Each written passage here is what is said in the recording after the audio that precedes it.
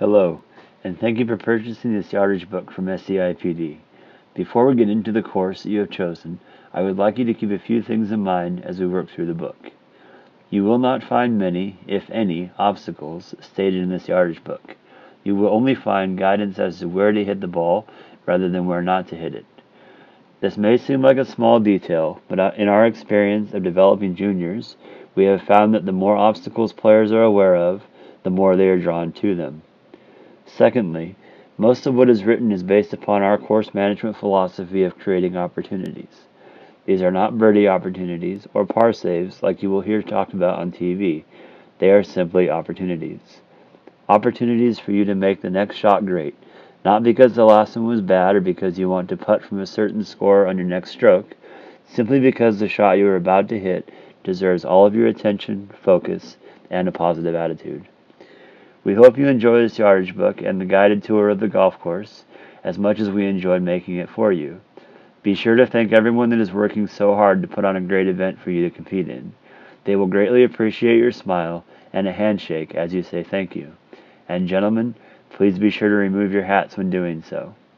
Have a great tournament, and we will look forward to seeing our books being put to good use out on the golf course. As for the course itself, I would like to go over the symbol key to make sure that you fully understand everything you are about to come across when creating a strategy for your rounds. The checkered circle is going to represent the line of sight that was used to measure the depth and features of each green. It will be in line with the middle of the fairway, so if you are on one side or the other, you may want to tilt the book to get a better view for how the green is shaped from the side of the hole you are playing from. The dotted lines represent slopes or undulations in the green that are significant enough to cause your ball to bounce or roll off of them. As you work through the book, you will often see numbers on both sides of these dotted lines, representing the number of paces from the front edge of the green to the bottom and top of the given slope. The curved solid lines represent greenside bunkers. It is important to note that not all bunkers are marked, but the ones that are marked are meant to provide you with some perspective about where the features of the green are in relation to the bunkers. The arrows indicate the severity of the slopes. Simply put, the more slender the arrow, the less influence the slope will have on your ball. The slender arrows are very subtle slopes. The moderately thick arrow is enough of a slope to where you don't want to be on the high side of it, and the thickest arrow is definitely something that you should negotiate around in order to create opportunities for yourself throughout the round. Before we get into the actual yardage book, I would like you to push pause, print out the book you just downloaded just in case you haven't done so already, and go get a pen or pencil, then come back ready to take some notes about what you're about to hear. Oak Glen opens with a par 4 with a hazard on the right side of the fairway. The beginning of the hazard is 150 yards from the middle of the green, but favoring the left side of the fairway will take it completely out of play. The green has a very small ridge just short of middle that won't bring a ball back towards the front, but staying below it to a front hole is best.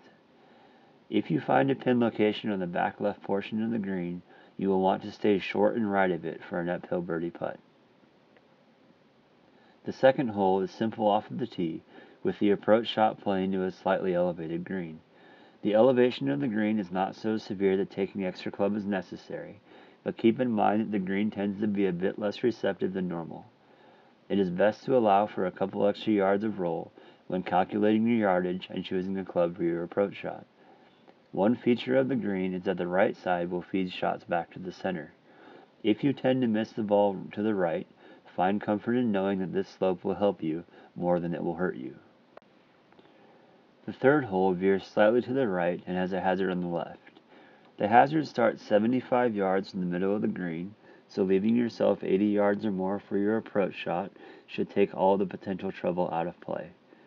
The green slopes significantly from back to front for the entire length of the green, making an approach that stays short of the hole very important. If you happen to get above the hole, then be gentle with your putt, as it will maintain and perhaps gather speed as it travels down towards the hole. The fourth hole is your first look at the par 3s of Oak Glen.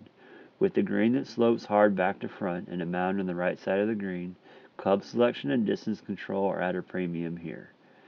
Take a conservative line to any pin located on the left side of the green, allowing for the slope to feed the ball down to the hole rather than flirting with the hazard that skirts the entire left side. As you step up to the fifth hole, you will find that favoring the right side of the fairway is best. If you are playing from a tee box that requires you to hit over the creek bed, the farther right you go, the better. I have seen many drives that look like they were heading down the middle of the fairway, take a nasty kick left, and roll down into the hazard. Although you can usually play your second shot from within the boundary of the hazard, it is a less than desirable place to play your approach from. After a good drive down the right side, you will be faced with a green that has a constant slope from back to front, but has three sections separated by two very distinct ridges. You can be aggressive to a pin position on the lower or middle level, but if the pin is on the very back and top level, a two-putt par is a good score. Choosing a club that will roll back to an extreme back pin is the best play, rather than flying it all the way back to the top level, as it is considerably more narrow than the rest of the green. The sixth hole is a downhill par 3 that requires a good sense of the wind and even better club selection. The right and left portions of the green are separated by a slope that is in line with the left edge of the bunker that sits short of the right side of the green. Obtain an accurate carry distance to a pin placed over the bunker, and be sure that you are fully aware of any wind that may be present. Take a look at the treetops to see if there is any wind higher than what you can feel standing on the tee. Do your best to stay below any hole located on the left side of the green, as it is sloped significantly from back to front.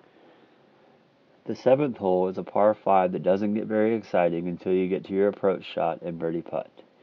It is recommended that you favor the left side of the fairway from tee to green. If you do not go for the green in 2 shots, be sure to leave yourself with a club that you know you can comfortably control for your approach. There is a ridge that is a couple paces beyond the middle of the green and influences middle and front pin positions. Staying below the hole to any pin short of this ridge is best if you want an uphill birdie putt. If the pin is on top of the ridge, you will find a fairly simple birdie putt, as it is level about 6 paces beyond the true center of the green. The eighth hole is a straightaway par 4 that will reward you for favoring the left side of the fairway off of the tee. The oak in Oak Glen has to do with the oak trees that litter the course, and number 8 is no exception. Playing from the left side of the fairway will give you the best angle into this undulated green. As you look at the green for your approach shot, you will see a mound on the left and a mound on the right side of the putting surface. The conservative play to any pin position would be to aim right at the center line of the green with distance that will leave you pin high. If you choose to be more aggressive than this to pins beyond the slopes, be sure that you obtain an accurate yardage and trust the club that you have in your hand. The front 9 closes with a par 4 that plays into a prevailing wind. It is best to favor the left side of the fairway, as it will slope gently to the right and leave you with a good look at the green for your second shot. If there is a pin located to the right of the bunker, then you will want to stay below it for the best birdie opportunity. It's almost better to have a basic chip from in front of this portion of the green than it is to be putting from above the hole. If the hole is located over the bunker that sits in front of the green, be sure to obtain an accurate carry distance, and also be sure that you are aware of any wind that may exist. This portion of the green is not as severely sloped as the right side, so an approach that ends up anywhere on the green over the bunker should leave you with a good look at birdie. The back 9 opens with a par 5 that doesn't present any obstacles, with the exception of a couple of bunkers that sit 50 yards from the green. Either go for the green in 2, or lay up short of these bunkers for a fairly simple 3-shot hole. The green features a small false front that ends 5 paces onto the green, a small mound on the left side, and a back right portion that is slightly lower than the rest of the putting surface. If a pin is in the back portion of the green, either left or right side, be sure that you calculate an accurate yardage to give yourself an easy birdie putt. The 11th hole is rather boring. A drive down the middle will leave you with an open shot at a level green. It is important to note that the putting surface is not very receptive to mid and long irons. If you are hitting anything longer than an 8-iron into this green for your approach, it is best to allow for a couple extra yards of roll. The 12th hole features another fairly level green, with the only challenge being the placement of the tee shot. There is a large overhanging tree on the right side of the fairway up near the green that will grab onto any ball hit too low with the approach.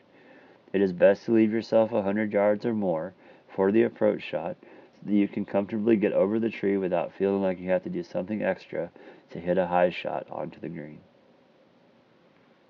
The 13th hole is best played from the right side of the fairway. Hit a club off of the tee that either leads you more than 100 yards from the green or inside of 75 yards. The smartest play here is the former, leaving you with a full shot into the green after a low-stress tee shot. The green itself doesn't offer much in the form of slopes, but distance control is key, as it will play in prevailing wind. 14 is a welcoming par 4 that with a little wind at your back will give you an opportunity to hit the longest drive of the day.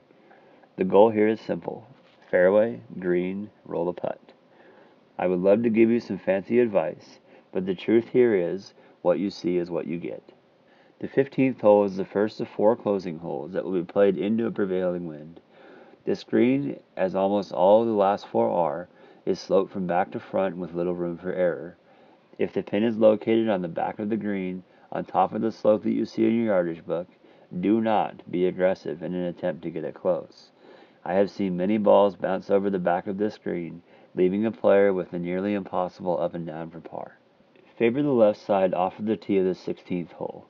The fairway slopes slightly to the right and should roll out a bit if the wind is calm. Your second shot will be played to a green that is shared with the second hole and which is sloped severely from back to front. Be sure to stay below any pin on this green. If you happen to get above the hole, be sure that you are gentle with the putt, as it will maintain, if not gather speed, all the way to the hole. The second to last hole should be played from the left side of the fairway. This will give you the best angle into a green that has a bit of movement. If you come across a pin located behind the mound on the left side, you will find your best birdie opportunity comes from short and right of it. Do your best to stay short of a front pin, as putts can be quite fast from the middle of the green to the front of the green. The closing hole at Oak Glen is a par 5 that again is not very exciting until you get close to the green. It'll be best if you favor the right side of the fairway both off of the tee and with your second shot for the best angle into this green. The green itself features 3 different levels separated by 2 ridges in the front, middle, and middle back portions. Leave yourself with a comfortable and controllable club for your approach shot so that the ball will land softly on the correct part of the green. If you happen to end up on a level of the green different from where the pin is located, be sure to take a close look at how the ridge will affect the speed of your putt.